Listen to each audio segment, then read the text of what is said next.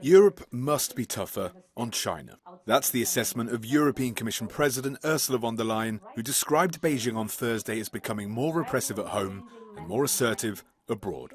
Ahead of a trip to the Chinese capital with French President Emmanuel Macron next week, she set the tone during a speech in Brussels for what she's calling the new era on EU-China relations. I believe it is neither viable nor in Europe's interest to decouple from China. Our relations are not black or white, and our response cannot be either. And this is why we need to focus on de-risk, not decouple. The visit comes following a high-level meeting between Chinese President Xi Jinping and Russia's Vladimir Putin in Moscow, as concerns grow that Beijing may provide support for the Kremlin's war in Ukraine.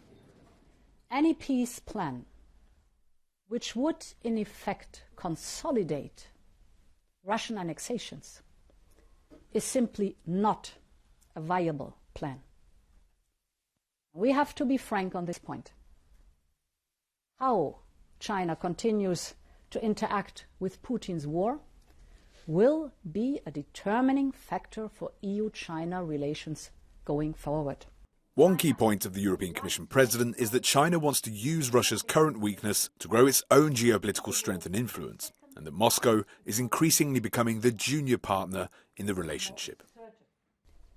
It is clear from this visit that China sees Putin's weakness as a way to increase its leverage over Russia.